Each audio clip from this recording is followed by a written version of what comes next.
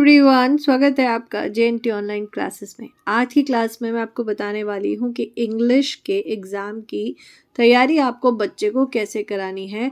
अगर आपका बच्चा इंग्लिश में वीक है, उसको रीडिंग नहीं आ रही है, उसका लर्निंग बहुत सारा है, किस तरह से हम उसको तैयारी करवाएंगे इंग्लिश की। तो आज कुछ छोटे छोटे टिप्स मैं देने वाली हूँ, उसको ज़रूर देखिएगा, सुनिएगा और प्लीज़ वीडियो को पूरा देखिएगा। और अगर आप चैनल पर न्यू हैं तो कर लीजिएगा सब्सक्राइब, चैनल को लाइक करना ना भूले। तो चलिए अभी फटाफट से वीडियो स्टार्ट करते हैं। ये मेरे बेटे का जो कि क्लास सेकंड में है, ये उसका इंग्लिश का सिलेबस है। सिलेबस दिखने में जितना कम लग रहा है लेकिन लर्न करने में उससे कहीं ज़्यादा है, क्योंकि मैं आपको बता दूं जैसे 3 चैप्टर्स आ रहे हैं इसमें। चैप्टर 8 है, 9 है, 10 है। उसके बाद में है इंग्लिश ग्रामर्स की शॉर्ट फॉर्म्स जो कि इजी होती हैं, प्रपोजिशंस भी बच्चे कर लेते हैं, एडजेक्टिव्स भी, कॉमन प्रॉपर कंपैरिजन यानी कि डिग्री ऑफ एडजेक्टिव्स हैं, पिक्चर कंपोजिशन, लेटर राइटिंग। अगर इसमें से देखो तो कुछ चीज़ें हैं जो थोड़ा सा डिफ़िकल्ट हो जाती हैं बच्चों के लिए। सबसे पहले मैं आपको दिखाती हूँ कि जैसे 3 चैप्टर्स हैं। अब 3 चैप्टर्स के क्वेश्चन आंसर्स कितने लेंदी हैं और एक सेकंड क्लास के बच्चे के लिए याद करना कितना मुश्किल है। अब देखिए हर आंसर्स छोटे भी नहीं कर सकते, क्योंकि आगे आगे लेवल बच्चों का बढ़ता है। तो हम ये भी एक्सपेक्ट टीचर से भी नहीं कर सकते कि भाई आप आंसर्स छोटे कराओ, क्योंकि क्लास 3rd आएगी, क्लास 4th आएगी, 5th आएगी, तो आंसर्स थोड़े लेंदी होते हैं। तो यहाँ पे आप देख सकते हैं जैसे कुछ आंसर्स तो बहुत छोटे छोटे 2 लाइन्स के हैं, बहुत छोटे हैं, बच्चा आराम से कर लेगा, क्योंकि आधे से ज़्यादा तो क्वेश्चन में से ही आंसर्स होते हैं। तो एक आध मुझे आंसर्स जैसे थोड़े लेंदी लगते हैं, जहाँ पे मेरे बेटे को अभी भी प्रॉब्लम आ रही है, जबकि वो रीडिंग भी कर लेता है, लिख भी लेता है, लेकिन स्टिल उसे प्रॉब्लम आ रही है। ये जैसे 4 लाइन का आंसर लर्न करने में उसको दिक्कत हो रही है। उसी तरह से जैसे नेक्स्ट मैं दिखाती हूँ, ये क्वेश्चन आंसर्स हैं, इनमें भी ये लेंथी नहीं है, ये छोटे ही हैं सारे। इसी तरह से नेक्स्ट चैप्टर के इसके थोड़े से उसको लेंथी लग रहे हैं, मतलब कुछ चीज़ें हैं जो उसको समझ नहीं आ रही है। तो अब टाइम एक्चुअली सिर्फ जो छुट्टी मिली है वो सिर्फ 2 दिन की मिली है। 2 दिन में 1 दिन चला गया, 1 दिन बचा है आज और कल है उसका एग्ज़ाम। अब मेरे पास चैलेंज ये है कि उसको ये सारा का सारा मैं कैसे करवाऊँ, क्योंकि सिर्फ क्वेश्चन आंसर्स ही नहीं है, इसके अलावा जो उसको दिक्कत सबसे ज़्यादा आने वाली है, जैसे पिक्चर कॉम्पोजिशन, तो उन्होंने बता दिया था कि ये वाला पिक्चर कॉम्पोजिशन आएगा, नरेंद्र मोदी की फ़ोटो होगी और उनके बारे में, हमारे प्राइम मिनिस्टर के बारे में आपको लिखना है। तो उसको इतना याद करना है। अभी तक जब बच्चा क्लास 1st तक होता है, इवन हाफ ईयरली तक भी तो चीज़ें आती हैं, वो लाइन्स में आते हैं, जैसे 5 लाइन है, 6 लाइन है, 7 लाइन है, ये सब लर्न करनी। तो यहाँ पे लेवल बढ़ गया। अभी देखो पूरा एक पैराग्राफ की तरह उसको ये सारा लर्न करना है, और सिर्फ ये ही नहीं, उसको एक लेटर भी याद करना है। तो यहाँ पे एक पूरा आप लेटर देख सकते हैं, उसको ये भी सारा कुछ याद करना है। अब ये एक चैलेंज हो जाता है कि इतना सारा बच्चे को कैसे कराएं, क्योंकि ये चैलेंज मेरे लिए भी है। बच्चा अब देखिए पहले तो उसने इतना सारा नहीं करा, क्योंकि EVS लर्निंग में लगा रहा। मैथ्स तो उसका है ही बहुत फेवरेट, तो मैथ्स तो हर टाइम कर सकता है। तो उसका जो लीस्ट इंटरेस्टिंग सब्जेक्ट उसको लगते हैं ना, वो उसको ज़्यादा टाइम नहीं देता है। टाइम मतलब बहुत कम अपनी इच्छा से लेके बैठता है। तो यहाँ पर मैंने सबसे पहले क्या करा, मैंने सब कुछ हटाया और उसको बोला कि सबसे पहले आप काम करो, आप इंग्लिश ग्रामर लर्न करो। ग्रामर में लर्न नहीं करना, मतलब उसको प्रैक्टिस करना है, तो ग्रामर की प्रैक्टिस सबसे पहले करो। तो यहाँ पे जैसे शॉर्ट फॉर्म्स हैं, प्रेपोजिशंस हैं, describing words, common proper noun, ये जो चीज़ें हैं ना, ये बहुत जल्दी हो जाती हैं। ये जो मैं आपको जैसे चीज़ें दिखा रही हूँ जो ग्रामर के हैं, मैं आपको बुक से दिखाती हूँ। ये देखिए इंग्लिश ग्रामर की 2nd क्लास की बुक है। अब मैं इसमें से ना आपको मैं दिखाती हूँ इसका जो सिलेबस है उसके अकॉर्डिंग। अब जैसे ये कुछ चीज़ें होती है ना, was, were, has, have, doing words with S E S, comparison यानी कि degree of adjective, short forms, prepositions और कंपोजिशंस। अब ये कुछ चीज़ें होती हैं, ये बच्चे आसानी से कर सकते हैं। तो हमेशा जब भी बच्चों का इंग्लिश का एग्ज़ाम होता है, सबसे पहले ये कुछ चीज़ों की प्रैक्टिस सबसे पहले लेके बैठ जाओ, क्योंकि इंग्लिश के एग्ज़ाम में ना, मतलब जो जैसे सपोज़ 60 मार्क्स का एग्ज़ाम है या 40 मार्क्स का एग्ज़ाम है, तो उसमें से सिर्फ 20% लिटरेचर होती है, बाकी सारी ग्रामर होती है। तो ग्रामर सबसे पहले आप करवा दो। जैसे राइटिंग पोर्शन हो गया, तो ऐसे 20-20-20 की वेटेज होती है, जिसमें से 20% राइटिंग का वेटेज होता है और 20% ग्रामर का होता है। तो ये 20% तो ये हो गया सारा कुछ। तो सबसे पहले ना आप ग्रामर करवाओ बच्चों को। ग्रामर प्रैक्टिस कैसे कैसे करानी है, मैंने ये बहुत सारी चीज़ों के बारे में वीडियो आपको इसी चैनल पे मिल जाएंगी, आप ज़रूर देखिएगा। और ये कुछ चीज़ें सबसे ज़्यादा आसान है, ठीक है। उसके बाद आते हैं हम सीधा राइटिंग पोर्शन पे। ऑब्वियसली जब हम ग्रामर में चल रहे हैं तो बाद में आएगा राइटिंग पोर्शन। राइटिंग पोर्शन में ये दो चीज़ें मेरे बच्चे के आ रहे हैं, पिक्चर कॉम्पोजिशन है और लेटर राइटिंग है। लेकिन यहाँ पर भी मैंने इन दोनों को अभी थोड़ा बाद के लिए रखा, क्योंकि अक्सर लोग क्या करते हैं, एक गलती, जो डिफ़िकल्ट चीज़ है उसको सबसे पहले लेके बैठते हैं ताकि वो पहले हो जाए। मैं कहती हूँ कि जो ईज़ी है, जो बच्चा जल्दी कर सकता है, कम से कम एक लॉट ख़त्म होता है सिलेबस का, वो आप पहले करवा दो, ताकि आप कुछ चीज़ों से बिल्कुल फ्री हो जाते हो। चलो ये इसको अच्छे से आती हैं, यानी कि अगर बच्चा इतना भी कर लेगा और शॉर्ट क्वेश्चंस भी कर ले तो भी समझ लीजिए कि बच्चे ने 60% तैयारी कर ली अच्छे से, ठीक।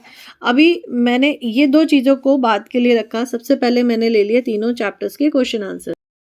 तो ये देखिए यहाँ पे ना मैंने उसको क्वेश्चन आंसर्स की प्रैक्टिस करवाई थी, और क्वेश्चन आंसर्स की प्रैक्टिस में जैसे शॉर्ट क्वेश्चन है, इसमें 4 जो हैं वो लंबे नहीं है, बाकी लास्ट वाला क्वेश्चन लेंदी है। तो मैंने उसको बोला आप शॉर्ट जो यानी कि 2 लाइन्स के आंसर वाले क्वेश्चंस हैं उनको पहले फिनिश करो, और जो लेंदी है उसको सबसे लास्ट के लिए छोड़ेंगे।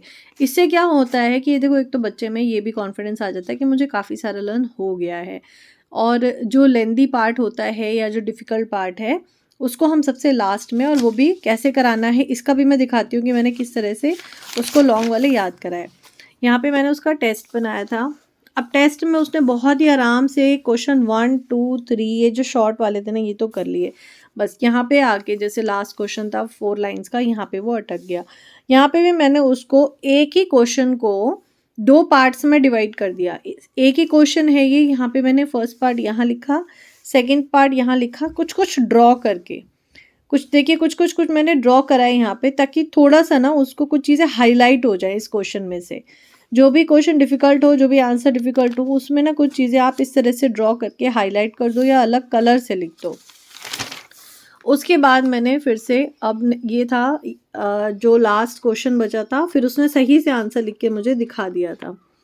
लेकिन हाँ, मैं ये चीज़ मानती हूँ कि देखिए हर बच्चों का दिमाग एक जैसा नहीं होता है, पिकअप अलग-अलग होती है सबकी, लर्निंग पावर सबकी अलग-अलग है, तो सबको कराने का तरीका भी अलग है। यहाँ पे है चैप्टर 9, तो चैप्टर 9 में भी मैंने इसी तरह से उसको लर्न कराने की कोशिश करी। शॉर्ट तो उसने आराम से कर लिए थे, लेकिन वो अटका था इस क्वेश्चन में। तो यहाँ पे भी उसको मैंने इसी तरह से ड्रॉ करके प्रैक्टिस करवा दी थी। उसके बाद कराई गई ग्रामर की प्रैक्टिस। ग्रामर में जैसे प्रॉपर नाउन्स, इस तरह से वर्कशीट बना के, एक साथ सारा नहीं कराना, थोड़ा थोड़ा करवाया मैंने उसको। जो थोड़ा थोड़ा कराने से देखिए बच्चे पे एक तो एकदम से बर्डन नहीं लगता, उसको भार नहीं लगता पढ़ाई का। बहुत ज़रूरी है कि आप थोड़ा थोड़ा बच्चे को कराते हुए चले। कॉमन नाउन, प्रॉपर नाउन, उसके बाद में fill in the blanks based on common and proper, आप देख सकते हैं। उसके बाद है डिस्क्राइबिंग वर्ड्स, और डिस्क्राइबिंग वर्ड्स इस तरह से आते हैं जैसे फिल इन द ब्लैंक्स, और उसके ऊपर ऑप्शंस दे दिए जाते हैं कि मतलब कभी कभी बिना ऑप्शन के भी आते हैं, वो भी बच्चा अगर प्रैक्टिस कर लेगा वो बिना ऑप्शन के भी कर सकता है। उसके बाद है अपोजिट वर्ड्स, यहाँ पे देख सकते हैं आप। एंड देन कंपैरिजन यहाँ पे मैंने डिग्री ऑफ एडजेक्टिव्स, तो यहाँ पे कंपैरिजन के नाम से डिग्री ऑफ एडजेक्टिव वाला चैप्टर है।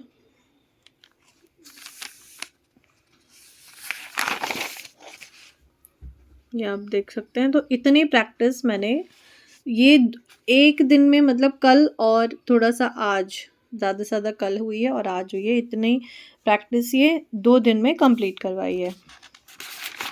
लेकिन इतनी प्रैक्टिस कराने के बाद जब क्वेश्चन बच्चा मतलब एग्ज़ाम करके आता है, तो अगर वो क्वेश्चन छोड़ भी आता है, अगर कोई एक आध होता है कि मम्मी वो मैं भूल गया था, मुझे नहीं आता, तो मैं कभी भी उस पर रिएक्ट नहीं करती कि अरे ऐसा कैसे हो गया, आप क्यों छोड़ के आए हो, आपको तो प्रैक्टिस करवाई थी।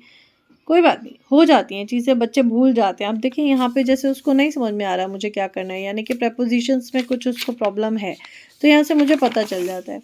मेरा काम एक बार कोशिश करना है कि हाँ मैं करके देखूँ, अगर उसको आता है तो ठीक है, लेकिन अगर बच्चे ने इतना कर लिया, उसमें से अगर 2-4% 5% में उसको प्रॉब्लम है, वो नहीं कर रहा है, तो उसके लिए कोई प्रेशर नहीं है। वो जितना वो खुद से कर सके उतना करे, प्रेशर तो डालना ही नहीं। अब ये टेस्ट उसने पेन लेके खुद ही बनाया, खुद ही करता है, खुद ही चेक कर दिया, स्टार दे दिए और पता नहीं क्या क्या करके उसने खुद ही कंप्लीट कर लिया। तो उसको मैंने इंडेक्स भी फिल करना, मतलब मैंने नहीं सिखाया, वो इंडेक्स करना जैसे देखा नोटबुक में, तो उसने फिर इंडेक्स करना फिल करना खुद ही स्टार्ट कर दिया कि इंडेक्स भी भरूँगा मैं अब से। तो ये है उसकी प्रैक्टिस नोटबुक, जिसने से ये सारी प्रैक्टिस उसकी इंग्लिश की है, जो कि एग्ज़ाम कल है उसका, नेक्स्ट डे। अब क्वेश्चन पेपर्स मिलते नहीं हैं, नहीं तो मैं आपको वो भी दिखाती कि किस तरह से क्वेश्चंस बनते हैं और इतनी प्रैक्टिस के बाद उसने कितने अटेम्प्ट करे हैं। तो इसी तरह से बच्चों को कराइए। तो ग्रामर का जो ऐसा है पोर्शन जिसमें सिर्फ फिल इन द ब्लैंक्स ऐसी चीज़ें आती हैं, ठीक है? जैसे ये पार्ट को पहले करा दो, इसको पहले करा दो, प्रेपोजिशंस है, डिस्क्राइबिंग वर्ड्स हैं, कॉमन एंड प्रॉपर नाउन है, डिग्री ऑफ एडजेक्टिव है, ये सारे पार्ट आप सबसे पहले ले लो, ठीक है?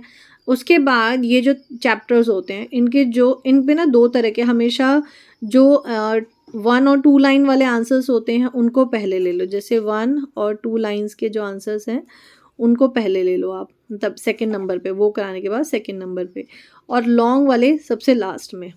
तो 1 और 2 लाइन वाले आंसर आपको सेकंड टाइम पे कराने हैं, मतलब सेकंड स्टेप पे, और लॉन्ग वाले लास्ट में। हमेशा याद रखिए जो लॉन्ग होते हैं, लॉन्ग आंसर्स, उसको सबसे लास्ट में अटेम्प्ट करवाना है बच्चों को, और वो भी पार्ट्स में डिवाइड करके। उसके बाद है पिक्चर कॉम्पोजिशंस और लेटर राइटिंग। देखिए पिक्चर कॉम्पोजिशन फर्स्ट तक तो इजी आती हैं, उसके बाद चीज़ें डिफ़िकल्ट हो जाती हैं, और फिर है लेटर राइटिंग। लेटर राइटिंग हो सके तो आप 3rd नंबर पे करवा दीजिए, क्योंकि लेटर राइटिंग ये चीज़ें जो होती हैं एक साथ ही 5 और 10 मार्क्स की, मतलब किसी क्वेश्चन पेपर में 5 मार्क्स की होती हैं, किसी क्वेश्चन पेपर में 10 मार्क्स की होती है। तो इस तरह से एक बार आप तैयारी करा के देखिए इंग्लिश की। ये देखिए उस टाइम पीरियड के लिए है कि बच्चे को जब बहुत बेसिक चीज़ें आपको सिखानी है। कई बार होता है ना, हम लोग का माइंडसेट होता है कि बच्चा एक तो पढ़ता नहीं है, उसको रीडिंग नहीं आती है, उसको क्वेश्चन आंसर समझ नहीं आते हैं, स्कूल में गलती करके आ जाता है।